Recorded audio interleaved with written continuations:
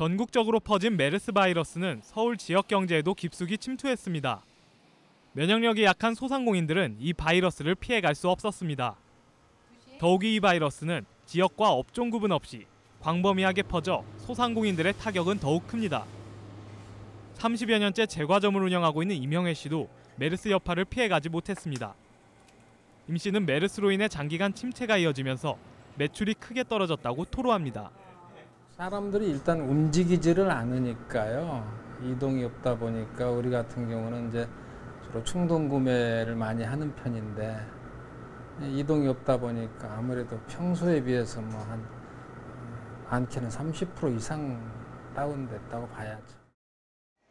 실제로 서울연구원이 서울 지역 소기업과 소상공인들을 대상으로 메르스 전과 후의 매출 실적을 조사한 결과 10명 중 8명은 매출이 감소했다고 대답했습니다. 이처럼 메르스로 인해 임형애 씨와 같은 소상공인들의 한숨은 깊어져 가고 있는데요. 이 같은 사정은 골목 상권뿐만 아니라 전통시장도 마찬가지입니다. 특히 전통시장은 사람들이 모여야 하는데 사람들이 모이는 곳은 피해야 하는 메르스 특유의 불안 심리 탓에 발길은 줄어들고 매출 역시 줄어들 수밖에 없습니다. 메르스의 직격탄을 피해가지 못한 전통시장으로 가보겠습니다. 서울 시내의 한 전통시장입니다. 메르스 공포가 확산되자 사람들의 발길은 뜸해졌습니다. 시간이 지나 메르스 공포는 어느 정도 진전이 됐지만 사람들의 발길을 되돌리기엔 더 많은 시간이 걸릴 것으로 예상되고 있습니다. 메르스는 그 전체적인 그 사람들의 건강 문제잖아요. 내 자신에 대한. 그렇기 때문에 이렇게 다중시설을 이용하는 데 있어서 굉장히 사람들이 꺼려했다. 근데 이 고통이 그냥 일시적으로 끝난 건 아니고 아마 좀 계속 지속되고 있고. 메르스로 인해 소상공인들의 한숨이 깊어지자 서울시는 대규모 예산을 투입해 분주하게 움직이고 있습니다. 특히 메르스로 인해 침체된 경제를 되살리기 위해 9천억 원 규모의 추가 경정 예산안을 서둘러 편성했습니다.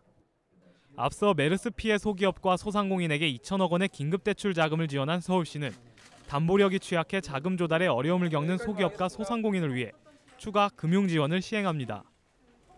이처럼 서울시에서 대대적인 금융 지원에 나서고 있지만 소상공인들은 근본적인 문제 해결을 위해 이에 앞서 침체된 소비 심리가 서둘러 해소되기만을 바라고 있습니다. 당장에 대출을 지원해 준다거나 이런 부분보다는요. 소상공인들을 매장을 원활하게 이용할 수 있게끔 그런 부분이 필요하다고 생각합니다. 또 무엇보다 중요한 거는 정부가 적극적으로 나서서 소상공인 매장을 이용할 수 있는 그런 모범적인 먼저 자세를 보여주고. 이에 서울시에서도 침체된 소비 심리를 해소하기 위해 고심하고 있습니다. 서울시는 상품 판매에 어려움을 겪는 소상공인을 지원하고 얼어붙은 소비 심리를 회복시키기 위한 판매 촉진 행사를 대대적으로 전개할 계획입니다. 이를 위해 전통시장 활성화를 위한 박람회와 문화 행사를 열고 중소상공인의 재고상품 판매 촉진을 위한 특별 판매전 등을 대대적으로 개최할 예정입니다.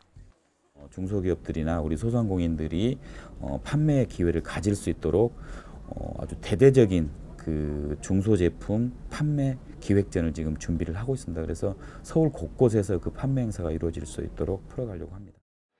이와 함께 서울시내 전통시장과 소규모 상가에 대한 주정차 단속을 완화하고 있습니다. 전통시장 124개소와 메르스 환자가 경유한 상가 밀집 지역 27개소, 6차선 미만 소규모 음식점과 상가 주변 도로가 대상입니다. 메르스로 끊긴 소비자들의 발길을 전통시장과 소규모 상가로 되돌리기 위한 방안입니다. 정부는 다음 달 15일을 전후해 메르스 종식 선언이 이뤄질 것으로 예상하고 있습니다. 하지만 메르스에 감염된 경제는 언제 회복될지 깜깜합니다. 메르스 극복, 이제는 경제 위기를 헤쳐나가기 위해 정부와 지자체, 업계 모두가 힘을 모아 얼어붙은 소비 심리를 녹일 때입니다. TBS 문기혁입니다.